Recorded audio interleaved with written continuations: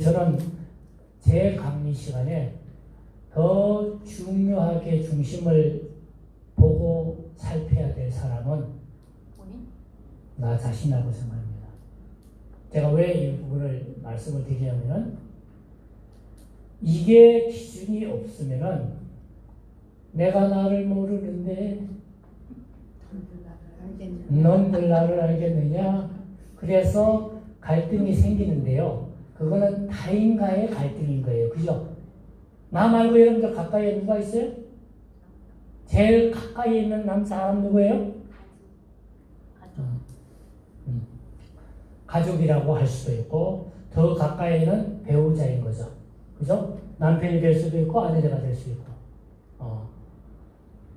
그 다음에 우리가 반려자라고 하는데 요즘은 이제 가족 형태가 여러 가지 나눠져 있으니 그 전에 원가족 형태는 아내와 남편, 남편과 아내가 가정을 이루고 있었다면은 이제는 아내이자 남편이 아닌 반려자들도 있잖아요. 그죠?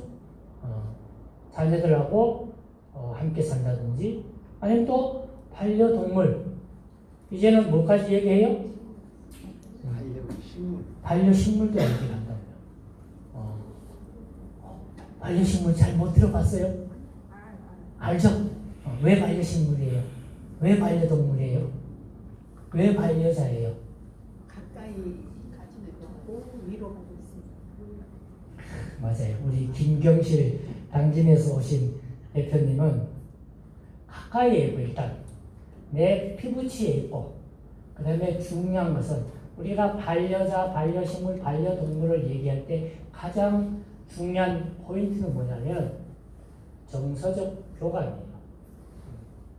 근데 정서적 교감이라고 하는 것을 알고 느끼고 뭔가를 하려면은 뭘 해야 되냐면 이해를 해야 돼요. 그래서 그런 부분들을 좀 아는데 저도 많은 분들을 만나고 상담 현장에서 보면은 왜 화를 내고 왜 열받고 왜 뚜껑이 열리는지 내가 나를 모르니까 그렇더라고요. 그래서 오늘 작년에는 이걸 안 했는데 올해는 지난번 A반도 그렇고 실습지를 드릴 거예요. 그리고 제가 설명을 드릴 때 그 대상자는 오롯이 나 중심으로 살펴보세요. 남하고의 관계가 아니라. 제가 왜 이걸 말씀을 드리냐면은 고용노동부에서 제가 한 1년 반 되게 만 40세 이상 70세까지 중장년들 생애 설계를 하는 카운셀링을 활동을 했었어요. 거기에 6대 영역을 가지고 한 인생이 정말 웰에이징을 하기 위해서 갖춰야 될 요건이 뭐냐 이렇게 따졌을 때 6가지가 있어요. 첫째, 돈이 있어야 돼요. 다른 분들은 건강 우선이다 그러는데 지금 현재 한국 사회에서나 그거는 연구원에서 연구한 데이터를 가지고 얘기하는 거예요. 첫째 뭐가 있어야 된다? 네? 돈이 있어야 돼요. 왜 돈 벌어야 된단 말이에요. 그죠? 첫째 돈이 있어요. 돈이 있어야 건강관리도 할 수 있어요. 그 다음에 두 번째 건강에 대한 관리를 할 수 있어야 돼요. 여러 가지가 있어요. 돈 관리도 여러 가지가 있고 벌고 지출하는 거 관리도 있지만은 보험도 있고 부동산도 있고 뭐 여러 가지가 있는데 세제 혜택도 있고 그런 영역이 있고 건강 관리도 있어야 되고 검진하고 이런 등등의 관계. 그 다음에 세 번째는 뭐냐면은 관계예요. 관계. 이 관계에서 1번이 자기하고의 관계예요. 그 다음에 2번이 배우자하고의 관계. 그 다음에 배우자 및 가족과의 관계. 그 다음에 돈벌이 하는 직장 동료들과의 관계, 사회적 관계. 이 부분이 관계를 어떻게 설정하고 어떻게 건강한 관계를 유지하느냐라고 하는 거고, 그 다음에 세 번째가 뭐냐면 여가, 그 다음에 가정관리, 그 다음에 6번째가 직업. 지금 은퇴자들이 평균 연령이 48세로 점점 낮아지고 있어요. 그 다음에 수명은 점점 길어지고 있어요. 그죠? 그래서 중장년들, 시니어들 삶이 길어지는 것 때문에 재취업, 창업, 생애설계, 노후관리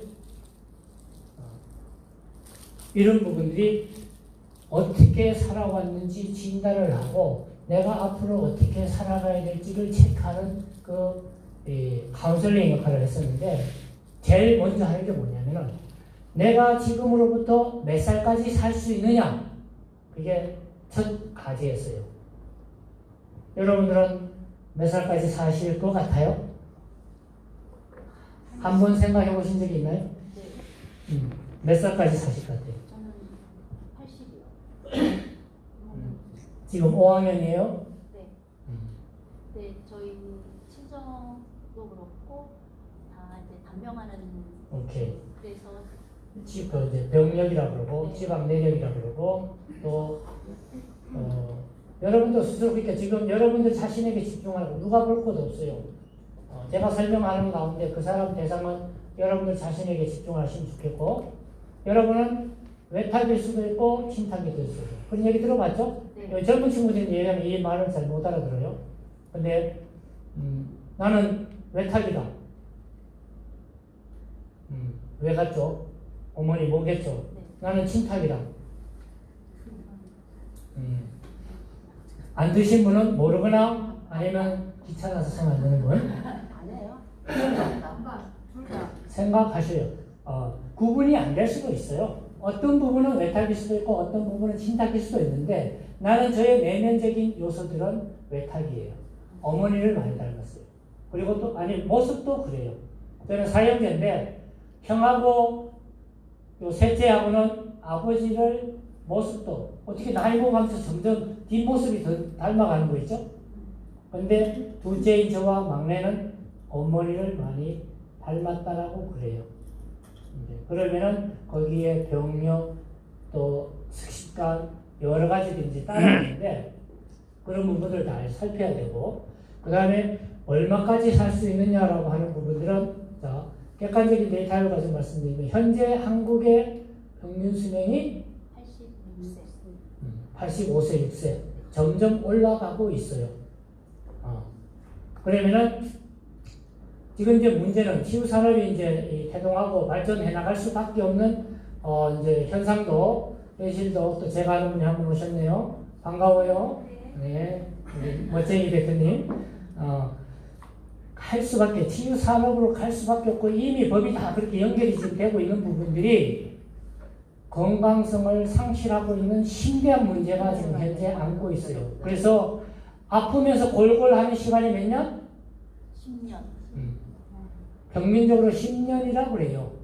열심히 개처럼 벌어가지고 정승처럼 쓰지 못하고 병원에 갔다가 다 주고 인생 마감하는 인생이 지금 우리 앞에 세대들이 놓여있단 말이에요. 그래서 이런 부분들 때문에도 치유산업에 갈 수밖에 없고 윤석열 대통령이 지난 연말에 국무회의 때 모든 국민들에게 마음 투자 사업을 하겠다라고 해서 지금 7월 1일부터 대한민국의 마음 투자 사업을 상담 심리학을 공부한 사람들, 상담센터를 가지고 있는 사람들 다 해요. 올해 인원하고 금액이 정해져가지고 올해부터 계속 할 거예요. 그것뿐만 아니라 정신건강 문제, 신체건강 문제 심각한 부분들이 계속 심화가 되고 있고 그럼에도 불구하고 우리 수명은 길어진다. 여러분들 메모 한번 해보세요. 나는 몇 살까지 살까? 살 수 있을까? 그냥 뭐 외탁, 침탁 그걸 선천적이라고 하는데 그런 요소를 다 고려해가지고 나는 몇 살까지 살면 좋겠다? 아니면 몇 살까지 살 수 있겠다? 다 적으셨어요? 제가 1년 반 동안 생애 설계하면서 첫 진단을 다 해보니까 대부분 저는 이제 올해 이번 년 뱀피 60이 이제 됐는데 다 누님 형님들하고 만났어요. 은퇴한 사람들 이런 분들 만나니까 그분들이 다 내가 살 수 있는 수명을 80대 초중반으로 적어요. 그런데 제가 그거 가지고 이제 수명 진단 검사 도구가 있는데 그거 가지고 해보면은 평균 5에서 10년은 더 살게 나와요. 자, 제를 예를 들게요. 저는 4년 전에 그걸 가지고 검사를 해보니까 그전 도구 가지고 검사를 해보니까 96세가 나오더라고요. 그래서 저는 2015년도에 벌써 한 9년 됐죠. 그때 제 인생 100년 100세 인생 설계도를 35쪽짜리 보고서를 만들어 가지고 있는데, 그때 그래서 100세 2065년이 제가 이제 이 100주년이 되는 해가 된다면은, 최근에 새로운 프로그램을 가지고 검사를 해보니까 몇 살 나오냐면은 107세가 나왔어요. 끔찍하죠? 저는 아주 설레요. 저는 100살까지 살 플랜을 가지고 있고, 카이스트에서 미래학을 오랫동안 공부를 했어요. 내가 살아가야 될 미래 세상이 어떤지 대략적으로 알아요. 예를 들면 코로나 상황들 이미 7, 8년 전에 예고했고 경고했던 부분들이고요. 이제 2, 3년 후에 코로나보다 10배 센 놈이 온다는 거 들어보셨죠? 네. 확실히 들어보셨어요? 네. 옵니다. 옵니다. 그래서 우리는 코로나 때 그야말로 생리의 백신을 맞은 거예요. 그래서 여러분들이 지금 면역이 그렇게 강화가 되고 있다고 생각하면 틀리지 않을 겁니다. 또, 미래학 공부를 하면서 특이한 점이, 우리 남북 통일이 언제쯤 될까요? 안 될 것 같아요. 어떤 정신 나간 사람은 통일되면 안 된다고 얘기하는 사람도 있는데, 통일 머지않아 됩니다. 여러 가지 근거와 데이터와 자료들, 한 가지만 말씀드릴게요. 여러분들에게 젊은 자녀가 있다면은 프리드만이 쓴 100년 후에라는 책이 있습니다. 도서관에 가도 있고 서점에 가도 있고요. 이 프리드만은 세계 정세를 파악을 아주 잘하는 연구자라고 되어 있는데, 거기에도 나와 있고, 여러 미래학자들이 얘기한 남과 북이 통일이 될 시점을 2030년 즈음이라고 얘기를 해요. 얼마 남았어요? 얼마 남았어요? 5년 후에 여러분들 통일이 된다면 뭘 할 거예요? 금강산 가야지. 맞아요. 금강산 가려면 돈 벌어야죠? 저는 북한의 주민들에게 미래 농업하고 치유 농업 교육하려고 그래요. 통일이 됩니다. 여러 가지 징후와 이유가 있어요. 대표적인 게 김정은의 건강 문제죠. 네. 그 다음에 지금 러시아의 전쟁이 길어지는 부분이고, 그 다음에 중국의 경제가 자유경제 시장이 붕괴되는 이런 등등의 요인들, 지금 우크라이나 전쟁하고 무관하지 않은 부분들, 이런 등등의 요인들로, 그 다음에 이제 미래학자들이 또 하나 얘기한 거는 인터넷이 중요한 요인이 되어요. 인터넷이. 지금 세계가 하나로 연결이 된다라고 하는 부분들은 뭘 얘기하냐면은, 지금 앨런 머스크가 화성에, 달에 프로젝트 루는 기술 띄워가지고 비행선 띄워서 하죠. 지구가 이렇게 둥글잖아요. 우주 공간에 우리 여러분들이 쓰는 그 와이파이 있잖아요. 와이파이 비행체를 갖다 놓는 작업들을 하고 있어요. 제가 4년 전에 확인했을 때 세계 인구 73억일 때 지금 세계 인구 몇 명이에요? 85억이에요. 이게 90억이 가면은 식량 전쟁과 대란이 일어난다고 미래학자들이 얘기해요. 그래서 스마트팜이나 미래 작물에 대해서 한국이 그나마, 그래서 디지털 농업 추진단이 이제 생겼고, 이런 등등 우리가 나름대로 대처를 잘 하고 있는데, 세계가 연결되는 가운데 북한이 개방되는 이유는 인터넷으로 모든 정보, 세계 정보가 들어가는 것도 중요한 요인으로 보고 있어요.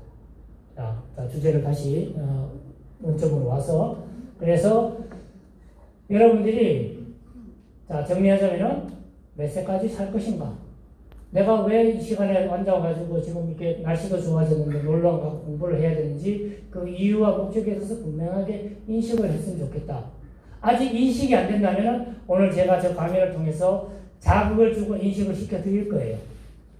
충분히 기회를 만드실 수 있고, 어떤 분은 제가 지금 저 영천에 그 컨설팅 하는 그 농가는 지금 잘 민간 정원 받은 그 기업 쪽인데, 내가 지금 잘 가꿔서 내 자식들, 딸이 셋이 있는데 둘째 딸이 간호사예요. 거기에 이 농장을 물려줘서 하려고 지금 이제 저기를 하고 있는데, 여러 가지 이유와 목적이 있는데, 당장은 돈이 되도록 잘 키워야 되고, 돈이 되기 위해서는 잘 교육받고 잘 준비해야 돼요. 그런 거를 이제 전 시간에 다 들으셨기 때문에 다 얘기할 수 없지만, 이제 그 부분하고, 그 다음에 이걸 가지고 어떻게 지역 사회에 또 함께 할 것인가라고 하는 부분들이 잘 정리가 되면 좋겠고요. 그 다음에 소통에 대한 부분들은 여러분들 내면에 자신하고 솔직하게 내 내면에 자아하고 건강하게 소통할 수 있는 이런 계기가 되었으면 합니다. 우리는 갈등하는 이유가요, 외적 자아와 내적 자아가 충돌하니까 갈등하고 스트레스 받고 고민하는 거예요. 내가 내면에 가지고 있는 욕구들은 분명히 있는데, 내가 외적으로 모습이, 아니면 돈이, 아니면 사회적 위치가, 아니면 누군가로부터 사회적 지탄을 받거나 하면 속이 뒤집어지죠. 그런데 흔들리지 않는 기준은 내 내면의 자아와 외적 내 모습과 잘 조절하는 부분들이 소통의 첫발이라고 저는 생각을 합니다. 그래서 여러분들 자신을 잘 아시는 것도 필요하고, 또 그런 부분들을 나는 내가 제 자신을 어떻게 알아왔는지 이런 부분들을 좀 나누고자 합니다. 몇 가지 좀 여쭤볼게요. 아직 이제 우수치유농업시설 품질 인증제는 언제부터 하죠? 농장주 교육받으면 앞에 강사들이 이거 좀 알려주실 텐데, 아니면 여러분들이 또 알만한데? 잊어먹었습니다. 네? 잊어먹었다고. 잊어먹었어요? 그걸 잊어먹었습니까? 그런 걸 잊어먹으면. 그럼 여러분은 우수치유농업시설 인증을 언제 받으려고 목표연도를 계획하고 계십니까? 다음에 25년도에 그 품질 인증을 받으려고 한다. 세 분 계시네요? 네 분 계시네요? 나는 26년도에 하려고 그런다. 26년도 좋습니다. 그 다음에 27년도 하려고 그런다. 그 정도쯤에. 왜 옆에 옆구리 찔러요? 같이 가자고요? 어느 지역에서 오셨어요? 지역이 어디예요? 예산이요. 예산요? 자, 그러면은, 첫째, 여기 당진, 예산, 세종 등등에 이제 오셨는데, 우리 지역에, 기초단체, 우리 지역에 치유농업과 관련된 조례가 제정이 되어 있다. 어디세요? 구요. 오케이. 어디세요? 홍성. 우리 대표님은 어디서 뵀나? 낯설지 않은 표정, 모습 같은데, 우리 대표님은 세종의 대표로 오셨죠? 세종은 2019년도에 조례를 만들었는데, 제가 많이 기여했습니다. 이제 지금은 의원 안 하시는 분이 되었는데, 하여튼, 여러분들 지역에 조례가 제정되어 있는지를 먼저 살피세요. 근데 지금 조례도 많이 개정을 하고 바꿔야 될 조례들이 너무 많은데, 현재 그 법령 체계에 들어가면은 17개 강력시 226개의 기초단체들이 있는데, 현재 치유농업과 관련된 조례가 제정이 된 데는 110곳이에요. 아직도 안 된 곳이 되게 많아요. 지금 제가 2개 그 기초단체 시와 군의 조례 제정을 지도해주고 있는데, 조례가 먼저 돼야 됩니다. 여러분들 조례 어디에 들어가면 볼 수 있는지 아세요? 그거 알려드릴까요? 네. 그럼 여기서 검색해서 그런 거를 고기를 잡아주는 건 아무 의미 없어요. 잡은 고기 먹어보면 끝나죠? 그거 법령 자치 음. 아닌가요? 우리 대표님 어디서 오셨어요? 홍성이에요. 홍성은 참 잘해. 사회적 농업도 잘하고 유기농 농업도 잘하고 거기에 행복 농장들하고 정민철 박사가 있어서 그런가? 아주 잘하시네요. 앱으로 깔아도 되고 그 다음에 이거를 기왕이면 꼭 가세요. 국가법령체계라고 하는 앱이 있고 인터넷에 들어 검색을 할 수 있어요. 만들고 18년도에 우리 저 계시는 김경수 대표님 농장에서 저도 거기에 스텝으로 효과성 검증을 유아를 대상으로 했어요. 일단 뒤에 나오겠지만 그 사진에도 있는데 그 다음에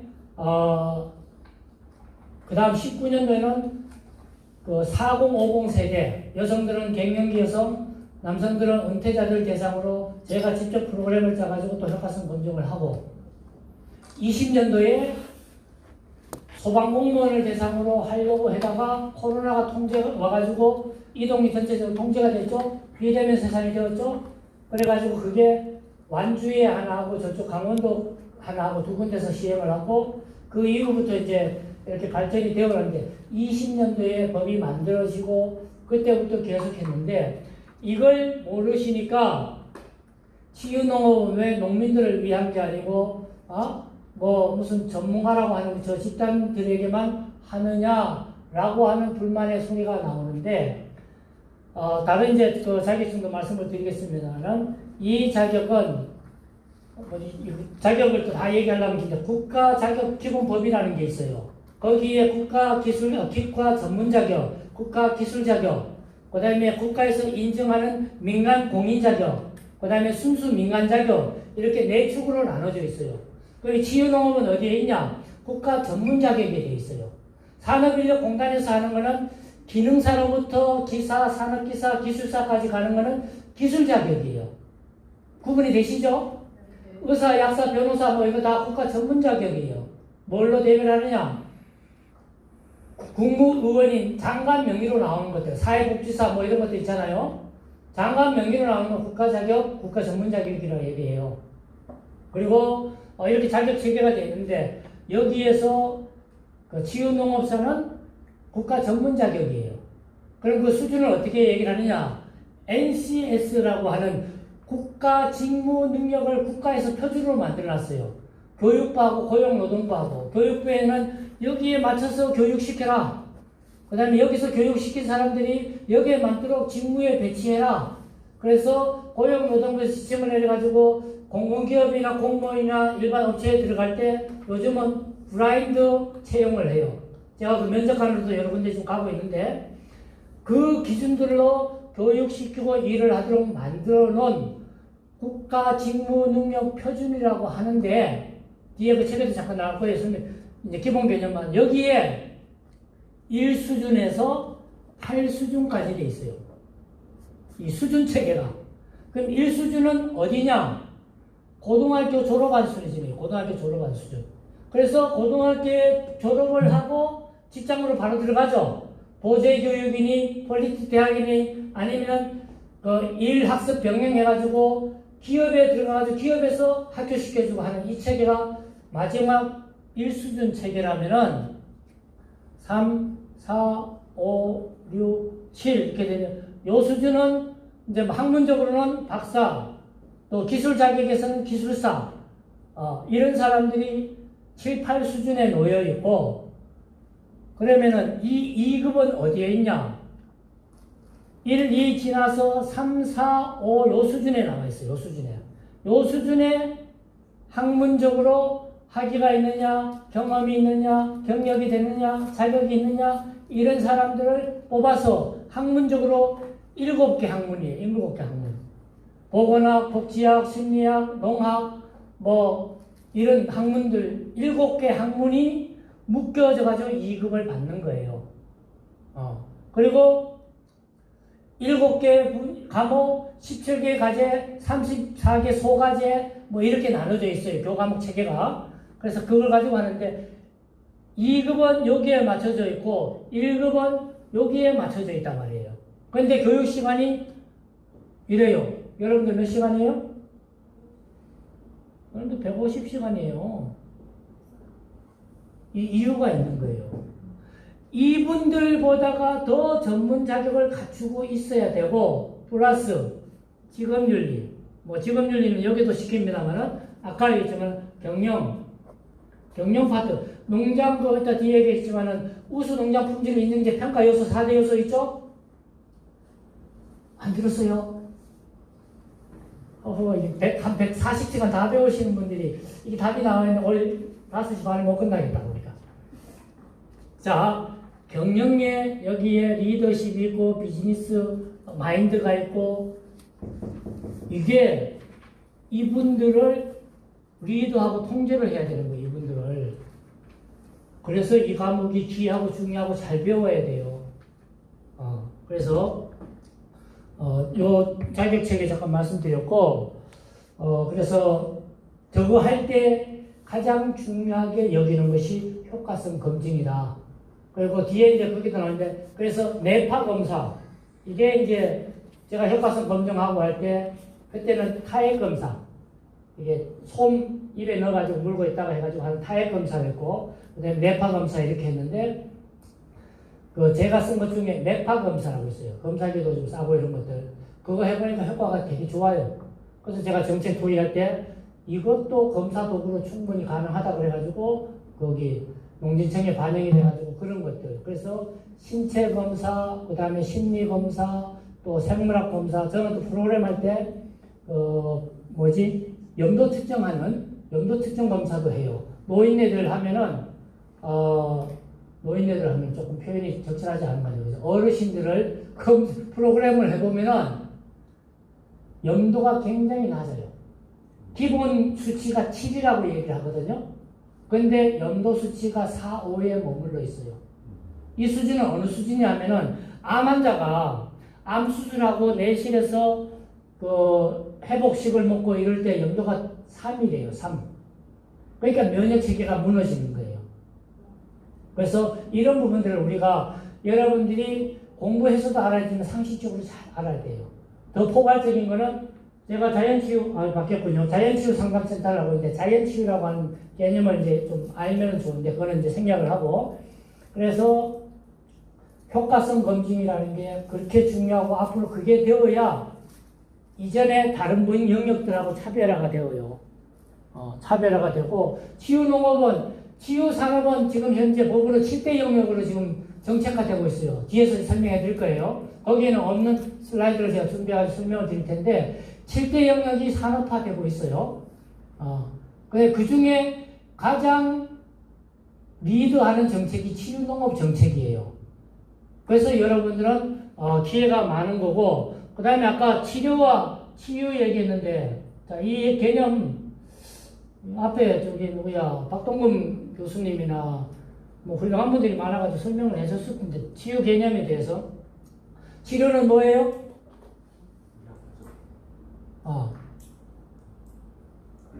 의학적 처치 쉽게 하면은 좀 더 세부적으로 얘기하면은 의료인에 의해서 의료인만이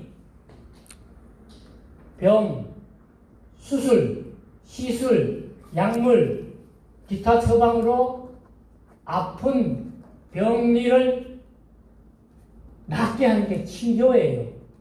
단제가 뭐냐면은 의료인이라고 하는 법적 구속력을 가지고 있어요. 이 의료인 누구예요? 의사, 약사, 한의사, 간호사. 다른 기타 임상심리사, 물리치료사 여러 가지 이제 이 서포트하는 기능이 있는데 우리나라에서 대표적인 4대 법조인이 아니라 의료인은 4명이 드는데 그들의 처치에 의해서 해야만 치료라고 할 수 있어요. 이 집단이 의료인 집단이 이제 머지않아 이제 벗어나고 그럴 텐데 왜냐하면은 제가 이거 치유농사 양성과정 첫해는 서울 농기센터에 가서 교육을 했고 둘째는 대구 한의대에 가가지고 강의를 했어요. 거기에 대구 한의대 총장님이 되고 하는 데는 이제 바이오 산업하고 치유 산업 두 가지 축으로 핵심 컨텐츠를 잡고 가겠다라고 선언을 했어요.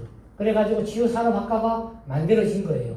지금 대학들 학부, 석사, 박사과정 치유 산업까지 생겨나고 있죠. 교육이 만들어지면은 여기도 교육이고 대학에서 하는 것도 교육이고 교육이 만들어지면은 시장이 열려요. 이게 지금 빠르게 가고 있다는 거고. 자, 그러면 치유는 뭐냐? 국가에서 왜 치유 산업을 정책화하느냐?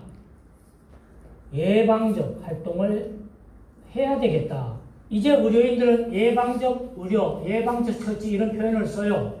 아프기 전에, 다치기 전에, 수술하고 이거 하기 전에, 약 먹기 전에 예방적으로 해야 되겠다. 그래서 치유예요. 응? 그래도 세월이 지나니 나이를 먹고 어쩌다 보니 사고가 나고 다치고 아프고 수술하고 약을 먹어야 돼. 그럼 여기 가서 치료를 받는 거예요. 그럼 병원에 계속 있어요? 아니요. 나오죠? 다시 일상으로 회복해야 되잖아요. 그래서 돌아오는 게 치유란 말이에요. 훨씬 넓은 스펙트럼을 가지고 있는 게 치유 산업이란 말이에요. 그래서 치료와 치유의 개념이 뭐냐? 라고 누가 툭 물으면은 이렇게 정확하게 구분해서 얘기를 할 수 있어야 돼요. 이해하셨죠? 이제 오늘 이후에 되겠죠? 자, 그 부분을 좀 말씀을 드리고, 제가 여담이지만 한 가지로, 제 복장 어떻습니까? 멋있습니다. 멋있어요? 예. 멋있다고 말씀해 주셔서 고맙습니다. 특별합니다. 제가 프로그램을 할 때마다 또 치유농업과 관련된 교육을 할 때마다 이 컨셉으로 항상 갑니다. 요 표차례 혹시 보일지 모르지만 자연 치유의 집 농장으로 되어 있는데 여기 이제 태극팜 그 다음에 구절팜 모양이 보이실지 모르지만 요 문양이 상표 등록을 해놨어요. 19년도에 대농장 상표예요.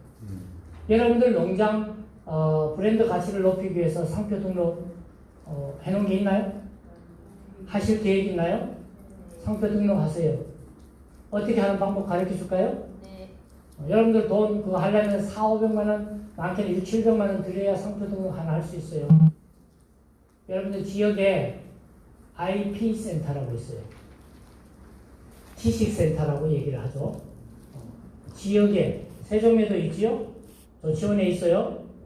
여러분들이 문양을 그려서 여러분들이 주 작물이 이렇고 우리가 대표님처럼 반려동물들도 해도 좋고 뭔가 내 농장을 상징화할 수 있는 이미지를 만들어서 상표 등록을 하세요. 브랜드 가치를 높이는 거고 비즈니스 모델을 짤 때 사업 계획에 들어갈 때 나중에 가점을 받고 좋은 점수를 받는 기준들이에요. 그래서 내 농장 이름을 어떻게 할 것인지 그래서 뭐 똥개 이름 짓듯이 막 그냥 짓지 말고 정말 여러분들 농장주 여러분들의 정신과 혼과 철학이 들어간 그 어떤 말 어떤 용어를 쓰셔요.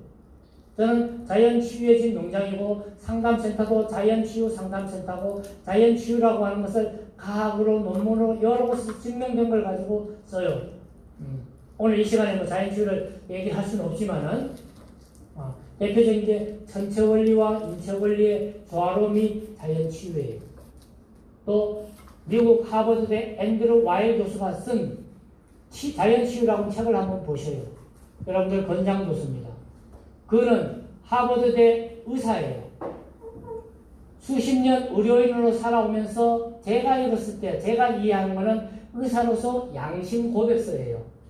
이제는 더 이상 약물로 수술로 어떤 의학의 기술로 안 된다. 그 다음에 내가 가지고 있는 자가 면역 체계를 정확히 아는 것들 이런 등등의 것들이 자연치유에 대한 이해인데 여러분들 브랜드 이름 하나 쓸 때 잘 심사숙고해서 이 과목을 이 가정 첫 시간에 좀 해야 되겠군요. 그죠? 그래야 이런 철학을 다 가지고 150시간 교육 다 받고 탁 수료증 받아서 나갈 때는 뭔가 브랜드도 만들고 농장 이름도 만들고 상표 등록도 하고 뭐 조례도 안 됐으면 조례도 만들라고 뭐 제촉하고 뭐 이래야 안 되겠습니까? 네, 맞습니다. 강사 끝나고 강사 평가 썼을 때 이 사람을 내년에 뭐 여기 올지 안 올지 모르겠습니다만 뭐 4년째까지 불러줘서 감사한데 앞 시간에 불러주세요 그래요 그러면. 그럼 여러분은 혜택을 볼지 모르지만 내가 오늘 설명 다 드릴 테니까 굉장히 중요한 거예요. 이름 하나 짓는 거, 그 다음에 상표 등록하는 거, 그 다음에 여러분은 어떤 컨셉으로 내 고객 앞에 쓸 건가? 여러분들 신념과 의지와 철학이 묻어난 그 무엇이 안 되겠습니까? 여기 염색하는 분 계세요? 전혀 염색하시는 분? 이게 무슨 염색이에요? 단번에 아시잖아.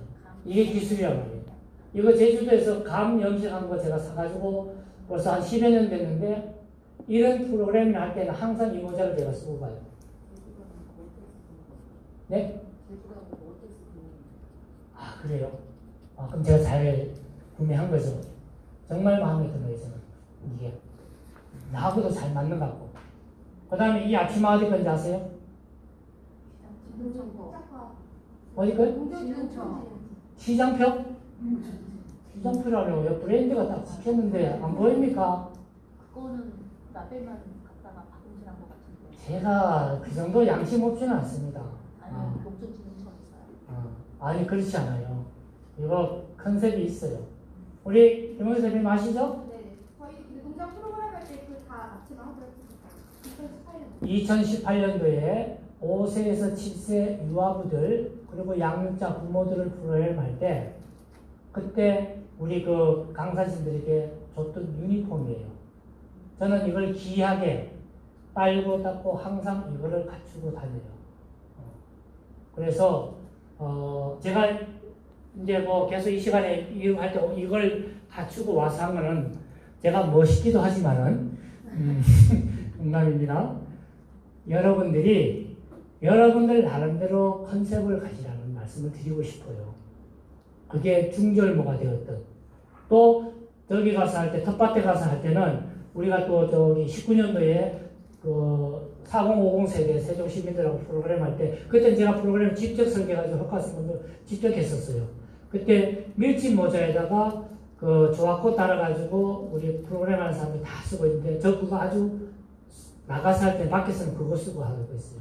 여러분들이 실내에서 교육할 때, 그 다음에 그냥 이 컨설팅 할 때, 이럴 때 어떻게 내가 고객 앞에 설 것인지 이런 부분들도 중요한 모습이다 이런 말씀을 좀 드리고 싶고요. 자, 보여드리려고 좀 찾아보니 그걸 안 가져왔네요. 그 뒤에 되면은 치유농업 24 연도 시행계획을 꼭 한번 살펴보세요. 거기에 이미 6, 7년 지나온 그 가정의 히스토리가 그 속에 속속들이 들어가 있고 그 다음에 이후에 어떻게 가야 될지 방향성이 나와 있고 내년 거는 올해 말 정도에 또 만들어질 겁니다. 이해하셨죠?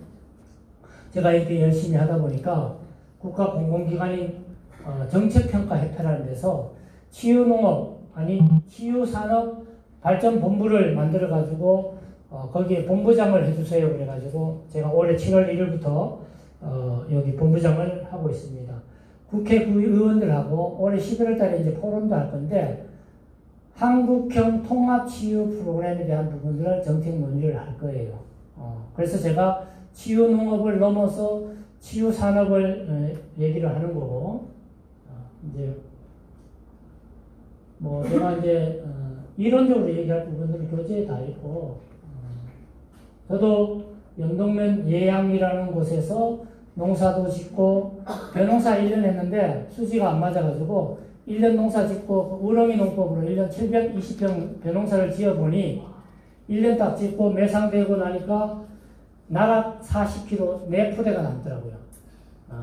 그거 이제 방아 찧어서 먹는 거 그래서 그걸 안 하고 밭농사 520평 여러 가지 다양한 소량 다품종으로 지금 여러 가지 뭐 이렇게 테스트하고 있는 게 있고 그 다음에 한 200평 농장 그리고 마을 그 공유지를 소공원으로 만들어 가지고 이렇게 활용을 하고 있고 이런 활동들을 합니다. 저는 기농 이제 9년 차고 이 과정에서 재미난 일들을 많이 했고 이게 우리 치유 마을을 조성하고 있는 제가 산 곳이고요. 거기서 세종의 해밀동이라고 하는 도심이 있는데 그 가정들하고 치유절기 농장학교를 지금 3년째 운영을 하고 있고 교육청과 연계해가지고 초등학생들 교과목과 연계한 치유 텃밭 놀이학교 이런 이제 활동들을 좀 하고 있고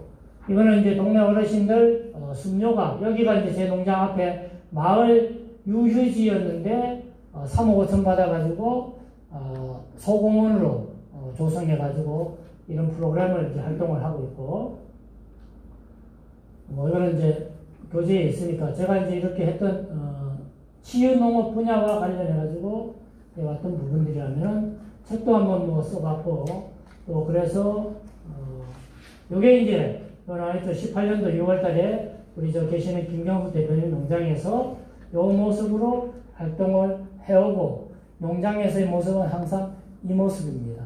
이게 저의 컨셉이고요. 또 저만의 또 캐릭터를 또 언젠가는 만들게 될 겁니다.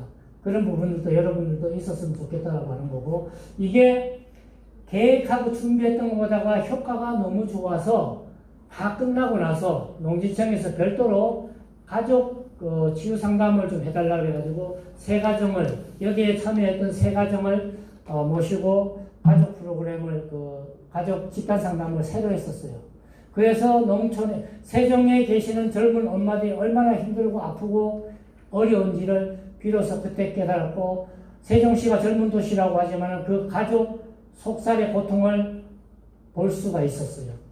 그 중에 한 엄마는 자살을 계획하고 준비하고 있었어요. 외로움, 고독감, 독방육아 등등의 그 스트레스라고 하는 것이 우리 남자들은 아니면 아빠들은 어쩌면 잘 알지 못하는 엄청난 고난과 고통이 있더라고요.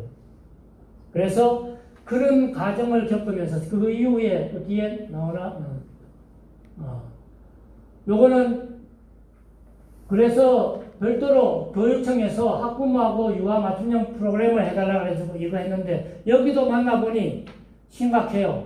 가정이 부부간의 갈등 또 그 갈등이 그 정서적인 아픔과 찔림이 아이들에게 고스란히 가는 근데 저하고 두 번, 세 번 만나면서 전혀 아이가 부모는 문제라고 보는 행동을 제가 같이 활동을 해보니까 전혀 문제가 없어요. 사람을 안 만나고 대인을 기피하고 얘기를 못한다고 그러는데 웬걸요? 두 번째 저하고 만났는데 저만치 오는데 누구야? 라고 하고 이름을 앉아가지고 이렇게 앉아서 팔을 벌리고 있으니까 막 달려와서 선생님 하면서 내 품에 폭 안기는 거예요. 엄마들이 놀라는 거죠. 그러니까 우리 젊은 엄마들이 육아에 대한 부분들을 경험하지 못했어요. 우리 세대는 저희 같은 때는 우리 여기 여기 누님들도 계시고 하지만은 다 조부모가 있어가지고 3대 안에서 가정을 했기 때문에 저절로 배워졌는데 지금 젊은 세대는 핵가족화 돼가지고 그게 안 돼요. 그러니까 아이들을 못 키우고 있더라고. 그래서 그런 다 얘기를 하려면 드리고 요거는 제가 있는 연동초등학교 3, 4학년 정가 수업을 한 거예요. 그래서 그냥 방과 후가 아니고 정가 수업을 한 거예요. 그래서 봄학기, 가을학기 6번 해가지고 한 번은 농장에 와서 한 번은 학교에 들어가서 교과목과 연계해서 하고 이분이 담임 선생님이고 이분이 담임 선생님이에요.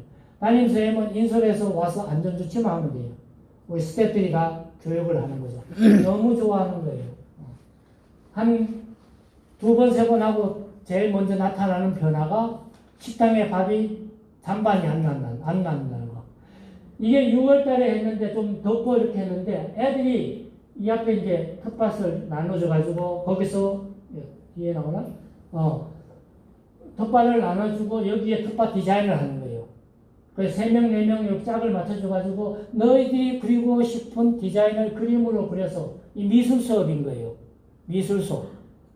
그리고 식물을 정하고 식물에 대한 특징과 장점을 알려주고 자기들이 좋아하는 식물을 선정해가지고 함께 회의를 해가지고 디자인을 해가지고 요 밭에 갔다가 만드는 거예요. 이제 이런 것들을 하면서 수업을 하고, 요거 아이들 놀이터 똑같은 방법으로, 요거 이제 학생들 이렇게 트리클라인도 하고 교과목에 나와 있는 주제들을 가지고 프로그램을 짜는 거예요. 그러면은 아이들도 만족해하고 학부모도 만족해. 여기 학부모 같이 와서 했는데 교사 선생님들도 만족하고 아주 만족해하죠. 그렇게 갈 거고.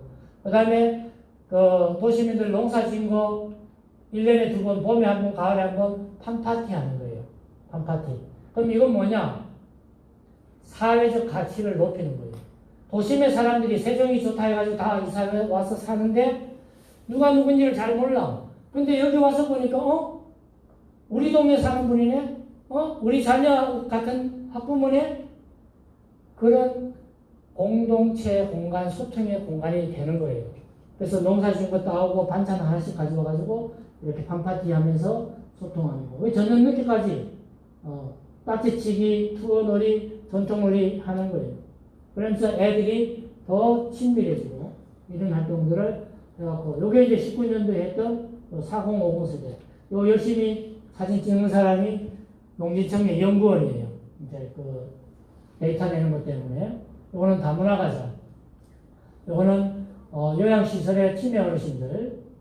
그 다음에 독거노인들.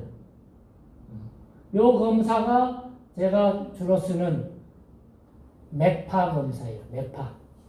요거는 비용도 싸요. 한 30 얼마 하면은 사는데 검증이 잘 돼요. 그 다음에 이제 제가 그 세종시의 그 기관의 프로그램 짜가지고 가족 힐링 프로그램, 살림 치유로 하는 거. 그 다음에 해양 치유. 저기 서산 앞바다에 가면은 소우도라고 섬이 있어요. 대우도, 소우도. 대우도는 주민들이 사는 데고 소우도는 무인도 섬이에요. 이거 제가 해양 치유 프로그램으로 이용하는 공간인데 거기에 이렇게 가서 거기에 모세의 기적이 있어요. 여기 해우도인데 여기 가면은 군함이 있어가지고 20명 숙박도 가능해요.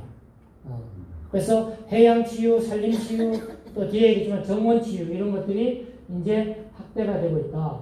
그래서 치유 농업을 준비하시는 분들은 치유 농업사가 가지는 이 윤리와 책임감도 가져야 되지만은 추가해서 이 비즈니스와 녹색 환경과 그 다음에 여러분들이 스트레스 받고 소진되지 않도록 하는 셀프케어 이런 자각 능력을 가져야 되는 게 여러분의 위치다. 그렇게 좀 말씀을 드리고요. 자, 이제 오늘 이건 다 띄워놓고 얘기할게요. 오늘 뒤에 내용에 사실은 치유산업의 중심이 여기에 있어요. 저기 오늘 학습 목표 할 때 말씀드렸잖아요. 자, 치유농업이 뭐예요? 자, 이제 145시간, 아니 140시간 받은 여러분들 누군가 와서 선생님, 치유농업이 뭐예요? 라고 물으면 뭐라고 대답해야 됩니까?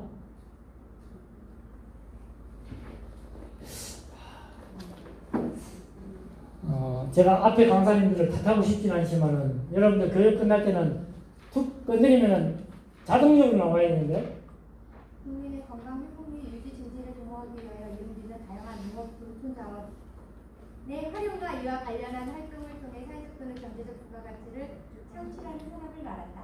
빙고 박수. 세 개 다 있죠. 네. 이게 내 것이 돼야 돼. 구슬이 서말이라도 여러분들 보배를 만들어야 돼요. 자, 이게 치유농업사만이 아니라 치유농업사는요. 요거를 콕 줄이면은 자동적으로 나오는 게 자원은 뭐, 시설은 뭐, 치유농업은 뭐. 이건 여러분들이 그들보다가 더 잘 알고 있어야 돼요.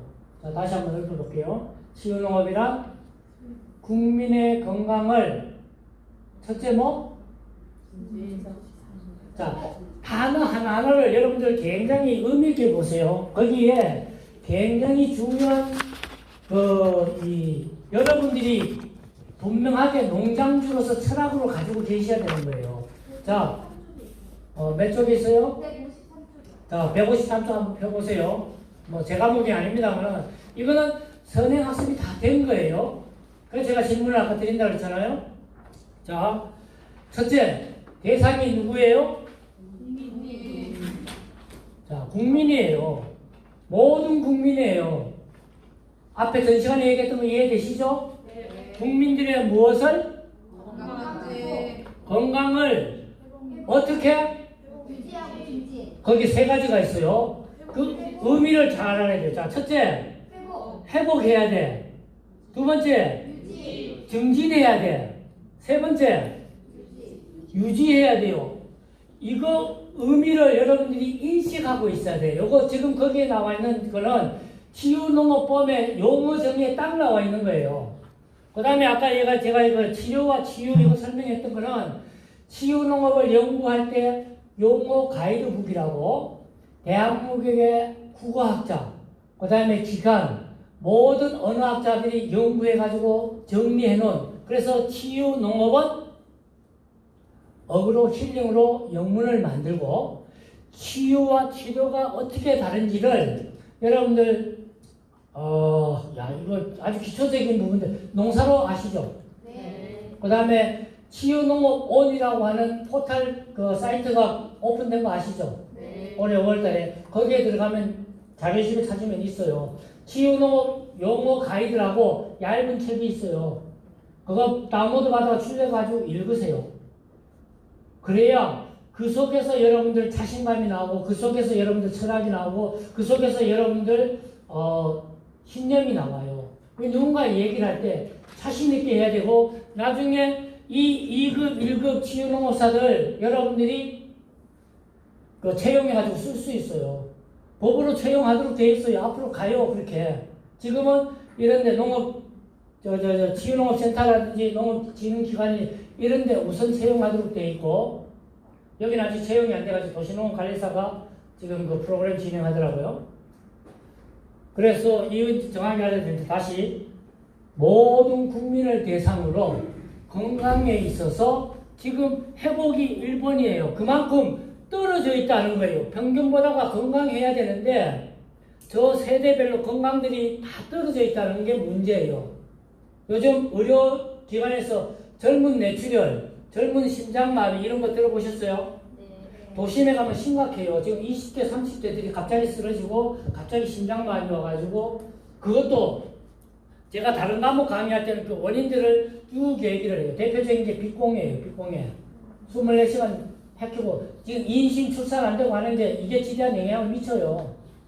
빅공해 문제, 소음공해 문제, 그 다음에 호흡.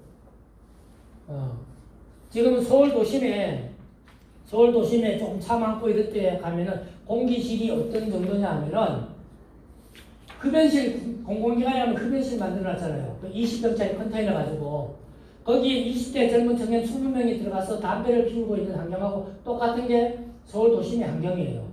특히 1년에 230일, 210며칠 되는 북서풍이 불 때 지금 이제 곧 올 거예요. 그죠? 북서풍. 이제 바람이 바뀌잖아요. 계절 절기가. 그저께 저기가 지난 입추가 지났잖아요. 여러분들 이제 뭐 절기에 대해서는 도사니까 제가 말을 안 하겠습니다만은 바람이 지금 바뀌고 있단 말이에요.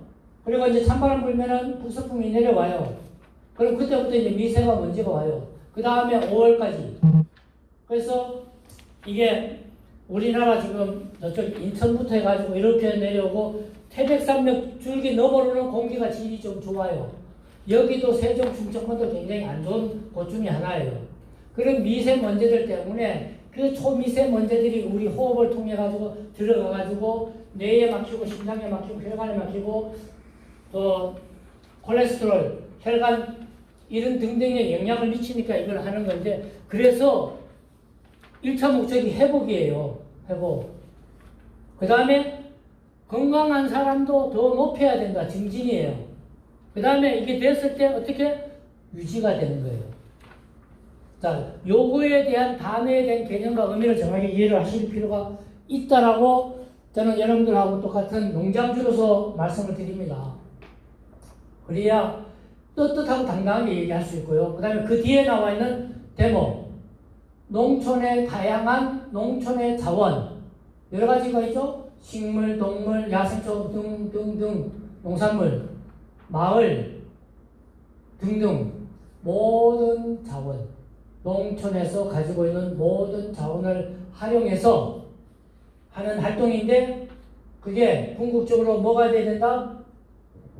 경제적 가치, 돈이 되도록 해야 된다. 사회적 가치, 농장에서 와서 낯설고 모르는 사람들이 소통하고 알게 되고 이것도 그 가치가 있는 거예요. 여러분들 이 가정 들어오기 전에 몰랐죠? 여기 와서 알게 됐고 같이 원우가 되고 동기가 되었잖아요. 그죠?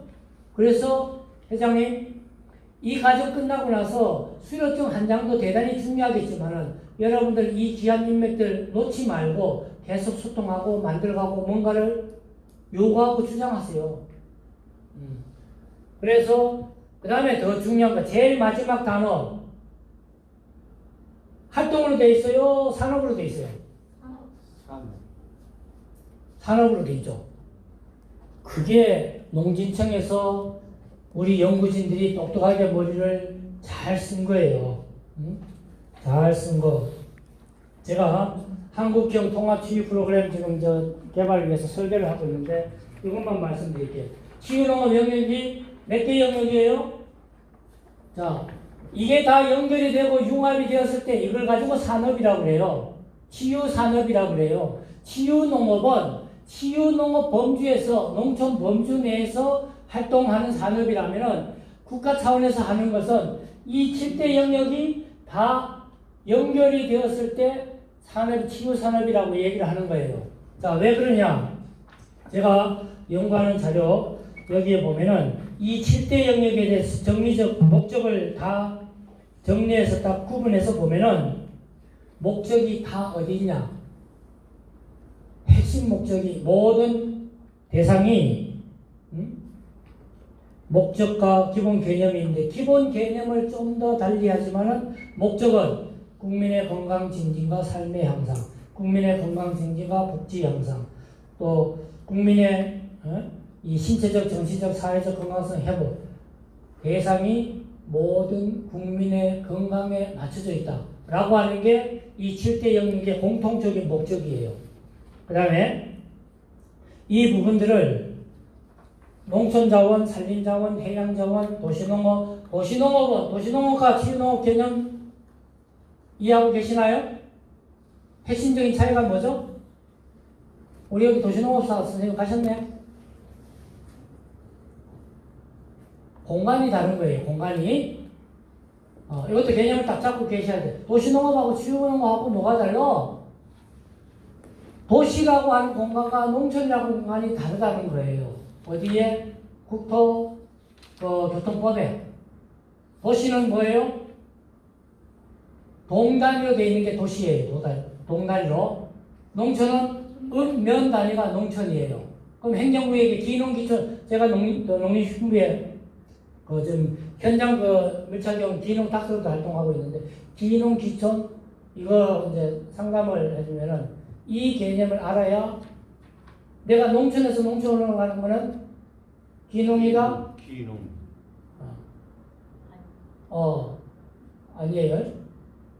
그래서 도시와 농촌에 대한 공간지 개념을 이해를 하셔야 되고 기농, 기촌 하는 거는 면에서 도시에서 동에서 면으로 가는 거예요. 농촌으로 가는 거예요. 그러면은 여기서 얘기하는 도시농업은 뭘 가지고 있겠냐? 동으로 되어 있는 서울시 강남구 서초동, 세종시 보람동 이런 동에 있는 도심 지역에 동으로 되어 있는 지역에 농촌 자원이 들어가는 거예요. 농촌 자원이. 그게 꽃도 들어가고 식물도 들어가고 뭐도 들어가고 작물도 들어가서 활동을 하는 건데 지금은 양봉까지 포함이 되어 있죠. 그 다음에 지금은 스마트 팜으로 진화가 되고 있죠. 그 다음에 정원이 연결이 되고 있어요. 그런 것들. 거기에 지금 도시농업이 13년 차인데 올해 14년 차인데 3차 도시농업 발전 계획에 보면은 5대 가치로 세분화되었어요. 거기에 문화가치, 교육가치, 경제가치 있는데 건강가치가 있어요. 이 건강가치 때문에 농촌진흥청의 도시농업과에서 치유농업을 연구를 했던 거예요. 거기에 있던 핵심 인원들이 추진단에 와가지고 3년간 하다가 올해 1월부로 이제 추진단이 해체가 되었죠. 그래서 도시농업 기능도 치유 산업 분야의 중요한 모델이 된다. 서울 치유농업센터는 대한민국 1호예요. 2호가 경상북도예요. 그래서 1호 치유농업센터에서는 도시농업을 기반으로 하는 치유농업을 하고 있어요. 그래서 이제 그런 부분들이 차이가 있다. 그 다음에 해양치유. 자, 여기에 해안에 서해안 쪽에 있는 시군에서 오신 분. 여기는 없네. 지금 전 시간에 다 계셨네. 보령, 서산, 당진은 내륙인가요? 여기 당진은 없나요? 당진은 바다가 있죠? 네. 그러면은 해양치유가 해당이 되는 거예요. 자, 지금 해양치유는 어떻게 지금 진행이 되고 있느냐? 법이 만들어져서 그게 나머지 법들이 치유농업 따라 지금 오고 있어요. 그거는 내가 이제 정기적으로 저 정부 부처에 있는 뭐 주무관 사무관들하고 통화하면서 체크를 계속 하고 있는데 해양치유는 현재 전국에 2군데서 교육을 시키고 있어요. 한 군데는 전라남도 조선대학교에서 또 한 군데는 어디? 제주도? 어? 제주도? 웬걸요. 여러분들 가까이 있는 천안당국대에서 하고 있습니다. 그걸 몰랐어요. 작년부터 했어요. 올해도 하고 있고요. 자, 천안당국대에서 해양치유 전문 인력을 양성을 하고 있고 조선대에서 2군데서 하고 있는데 아직은 국가자격법으로 안 만들어졌어요. 법령에는 해양치유사라 이렇게 명시가 되어 있는데 여기는 해양치유법도 아니고 해양치유자원법이에요. 그래서 바닷물, 뻘, 모래 이런 해양자원을 어떻게 활용할 것인가 라고 하는데 매칭이 되어 있고 해양치유사 자격은 지금 작년에 올해까지 양성교육 검증만 해요. 교감은 검증하고 보완하고 이런 거 하는데 내년이나 이런 데는 할지 모르겠어요. 제가 한 2달 전에 그래서 사무관하고 통화했는데 뭐 급하지 않게 생각하더라고요. 그게 하나가 있고 또 해양치유센터가 전국에 4군데 만들어지고 있어요. 서해는 어디에 있을까요?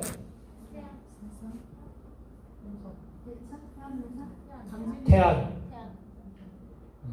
태안에서 해양치유가 서해는 태안, 남해 중에 전라도 쪽은 완도, 남해 중에 경상도 쪽은 고성, 경남 고성, 그 다음에 동해는 울진. 이 4개 권역에서 거의 오래된 다 만들어요. 해양치유센터가 만들어요. 거기서 양성교육들을 하고 그 다음에 정책 지원을 하고 이런 걸 하고 동해 보령시장이 김동일 시장하고 지난번에 충남도지사가 얘기를 했죠. 충남 보령 지하탄을 연결됐잖아요. 섬을 연결해가지고 해양 도시를 만들 설계를 가지고 있어요. 여러분들 치유자 나오면 관심 가지고 봐야 돼요. 내 지역에 큰 집에서 도 단위에서 어떻게 지금 정책하고 있는지, 그 다음에 이게 기초단체로 어떻게 영향이 오는지, 그래서 내 농장에 어떻게 기회가 되는지를 여러분들 아셔야 돼요. 그래서 해양치유는 그렇게 지금 발전되고 있고, 진짜 중요한 게 뭐냐면은 정원치유예요. 정원치유. 여기 혹시 민간 정원치유, 민간 정원 등록된 데 있나요? 시간에 예전에 한 분 계시던데. 자, 정원치유가 뒤늦게 나타났는데 지금 정원치유가 얼마나 빠르게 성장하는지 하면은 여러분들이 자칫하면은 여러분들이 뒤처질 수 있어요. 따라가지 못할 상황일 수도 있어요. 특히 하드웨어적인 부분들은. 여러분들이 승부를 해야 될 것은 소프트웨어고 여러분들의 개인 역량이 소프트 파워를 키워야 돼요. 자, 수목원 정원법이 만들어졌어요. 그래서 수목원은 뭐 산림숲 뭐 등등 많은데 그거는 공공의 영역이라면은 정원은 정원진흥기본법이라는 게 기본계획이라는 게 별도로 있어요. 그 속에 국가자문이 2개가 있어요. 국가자문 어디예요? 순천만. 또 하나? 이거 상식으로 알고 계셔야 돼요. 국가정원은 두 개가 있다. 현재 순천만이 1호, 울산 태화강이 2호, 3호는 세종시 국가정원을 만들려고 최민호 시장이 열심히 애를 쓰는데 지금 무리가 되고 있고 내가 봤을 때는 뭐 저도 좀 도와달라고 여러 사람이 하는데 제가 거기에 발을 안 넣고 있는 이유는 제가 봐서는 불가능해요. 그 다음에 서울도 국제정원도시 박람회 지금 준비하고 있고 강력 단위에서 개념 있는 분들은 치유 세 번째 국가정원을 만들기 위해서 노력을 하고 있고 그 다음에 지방정원 10곳이 있어요. 지방정원이라 하면 지자체에서 지자체 예산으로 육성하는 저기 제가 근무를 했던 그 양평에 가면 두물머리라고 있어요. 그거 가보셨어요? 좋아요. 봄, 가을로 가면은 물 한 개 깔리고 거기 음악 하나 틀어놓으면은 그만한 데가 없어요. 힐링 공간이. 갈때 스트레스예요. 어? 들어가면 교통이 불편해서. 평일에 갔어요. 평일에. 평일도 그래요. 그래요. 맞아요. 거기가 이게 지금 이제 주변 도시들이 커지면서 그런데 이제 그런 게 지방 정원이 있어요. 그 다음에 중요한 민간 정원. 어쩌면 여러분들도 잘 가꾸면 민간 정원을 할 수 있어요. 세종엔 두 군데가 있어요. 근데 거기는 아주 잘 갖춰져 있는데 소프트웨어, 소프트 파워를 잘 길러야 되는데 이제 모르겠어요. 그분들이 잘 하시겠지만은 전국의 민간 정원이 최근에 제가 확인했을 때 131개가 있어요. 작년에 하고 재작년에 제가 전국 민간정원 협의회 치유산업 강의를 2번 갔었는데 그 회장님이 누구냐면은 요 천안에 하수목 있어. 하수목 가봤어요? 한번 가보셔요. 거기 어부영 회장님을 하고 계셔요. 하도 힘들어가지고 안 하려고 했는데 얼마 전에 이사회 했는데 또 어떻게 맡게 됐어. 자, 민간정원은 특징이 그 정원주들이 최소한 20년, 30년 뼈를 묻은 곳이에요. 그래서 정말 의지도 뛰어나고 열정도 뛰어나고 그런데 오부영 회장님 엄청 많은 예산을 그렇게 계속 물 쓰듯이 쓰고 있어요. 뭐 잘 돼 있고 뭐 장사도 잘 되는데 이제 그런 것들을 전환하기 위해서 민간 정원을 육성하는데 말씀드리고 싶은 거는 굉장히 빠르게 늘어나고 있다. 그 다음에 정책적으로 엄청나게 지원을 하고 있다. 그래서 하드웨어 제가 지금 영천에 한번 검색해보면 뭐 나올 때 손안의 솔정원이라고 하는 데를 지금 이제 그 치유정원하고 치유농장 컨설팅을 하고 있는데 거기에 정말 잘 돼 있어요. 소나무들이 멋진 소나무들이 참 많이 있고 그 다음에 수석도 있고 하드웨어는 너무 잘 돼 있어. 근데 소프트웨어가 없는 거예요. 그래서 그들이 아니면 여러분들이 소프트웨어를 가지고 하드웨어를 그렇게 발전을 시키면은 여러분들도 민간정원 등록할 수 있어요. 산림청에다 등록하는 거고 또 지역에 지자체에서도 할 수 있어요. 이중으로 해요. 그래서 등록을 하면은 관에서 연결이 되어져요. 연결이. B2G라고 그러는데 기관에서 사업을 이거 한번 해보실래요? 이거 한번 하시죠? 연결을 한단 말이에요. 그래서 그런 요건을 만들어야 되는데 민간정원이 그런 부분들로 잘 돼 있고 그 다음에 더 위협이 되는 거는 정원 분야의 국가 전문 자격을 만들었어요. 정원 전문 관리사라고 하는 국가 전문 자격을 만들어서 지금 올해 전국에 40명을 뽑아서 세종의 수목원에서 800시간 가까운 860시간인가 되는 시간을 교육을 하고 있어요. 지금 시범으로 하고 있어요. 내년에 할지 내후년에 할지 자격이 본격화될 것은 아직은 미지수인데 내년에 할 가능성도 또 내후년에 할 가능성도 있는데 이거를 지원하는 지원 기관이 생겼어요. 정원문화원이라고. TF가 꾸려져가지고 그 팀들이 이걸 만들고 있고 이게 내년에 저기 전북인가에 담양 담양이 전북인가요? 전남인가요? 아니, 전남, 단양, 중록은 있고 한데 네. 거기로 가요.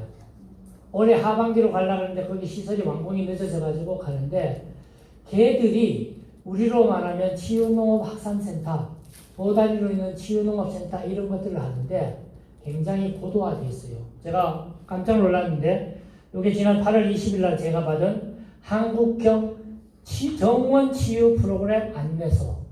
여러분들이 네. 그러면 조경이랑 뭐가 달라요? 조경 전문으로 하시는 분들이랑 정원 이거 하시는 분들. 자, 조경은 기능사가 있고 기술사가 있죠. 자격법으로 보면은 기술 자격이에요. 기능사부터 저도 이제 저도 외람되지만 40개 자격증을 가지고 있는데 그런 자격을 가지고 사업을 하거나 뭔가를 할 수 있는 요건을 만들어 주는 거라면은 이거는 전문 자격으로 가요. 아까 말씀드렸죠. 그래서 기술 자격과 전문 자격이 구분이 되어진다. 이 전문 자격은 치유농업사보다가 제가 커리큘럼하고 그 연구한 거 좀 교재도 연구하면서 올해 이제 시범 사업하는데 굉장히 고도화돼 있어요. 학문 분야가. 그래서 조경, 나무, 식물, 잇몸 이런 거에 대해서 내용들이 거의 다 들어가 있고 거기에 이제 한 가지 아쉬운 거는 이거는 효과성 측정이 없어요. 그래서 치유농업이 장점이라고 다른 기능들하고 비교했을 때 장점이라고 얘기할 수 있는 게 효과성 검증이에요. 그래서 공신력 있게 앞으로 쓰여져요. 보험으로 가도 제일 빨리 갈 가능성이 높은 거예요. 그 다음에 의료인들도 지금 특히 한의사들이나 이런 데들이 자꾸 이쪽 교육을 찾는 사람들이 많단 말이에요. 그런데 정원 부분은 조직도 만들어서 전문가도 지금 만들어서 내가 이 책을 보면서 8월 20일인가 받았는데 치유농업 프로그램 설계하고 유사해요. 거기에 우리가 이제 제가 치유농업 양성과정을 2개 기관에서 하다가 세종의 그 고대에서 자격과정을 3년간 운영했었는데 한 800쪽 되는 그 책을 저는 다 분석해가지고 700문제를 가지고 있어요. 그래서 그걸 가지고 분석해서 봤을 때 치유농업에서 하는 툴을 따라와요. 그런데 청출어람이라고 얘가 앞서고 있어요. 고도화돼가지고. 그래서 여러분들이 치유농업을 정원 민간 정원이든 정원을 하는 사람들하고 경쟁 구도로 갈 것이냐, 농장주 입장에서 저렇게 잘 교육받은 사람들을 내가 어떻게 채용할 것인가. 채용 방법도 4대 보험주 하면서 할 수는 없잖아요. 프리랜서 계약을 하면 됩니다. 이제 그런 거는 그 사람의 재능만 우리가 이제 사는 거니까 이 부분이 굉장히 빠르게 근접하고 있다. 민간 정원을 등록받은 사람들은 어쩌면은 베이스는 더 잘 갖춰져 있다. 이렇게 이해를 좀 해야 될 필요가 있고, 그 다음에 사회적 농업은 아까 얘기했죠? 무슨 법이라고요?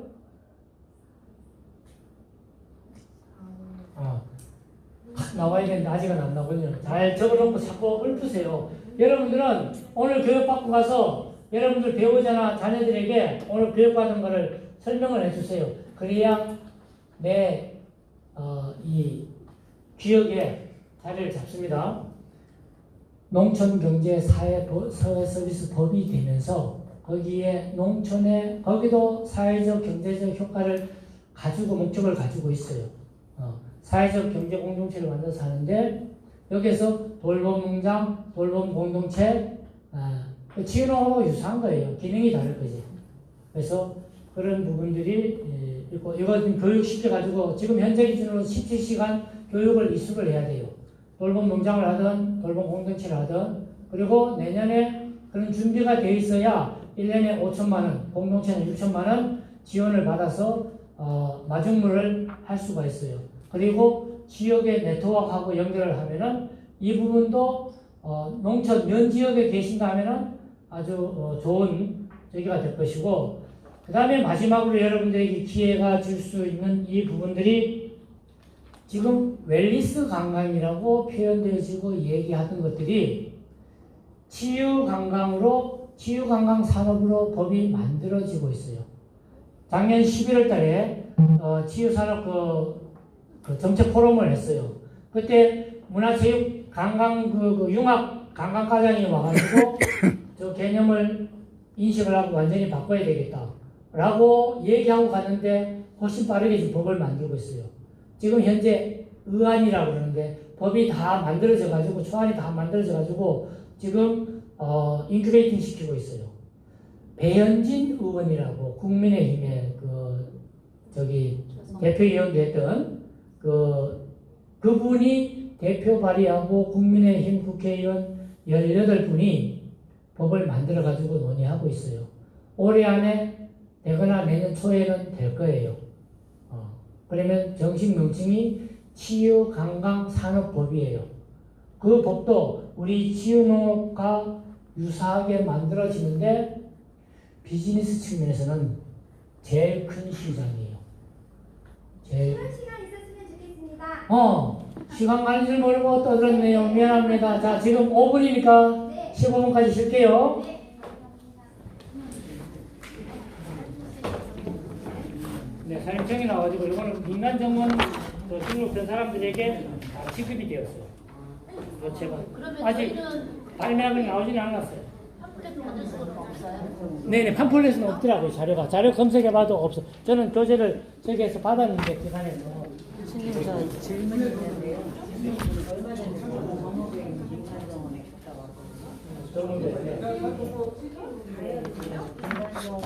내가 세 번째인데? 세 번째 있어요. 기준들이 있어요. 어떤 문적 자원에 대한 기준이 있어야 되나요? 환경과 여건과 요건이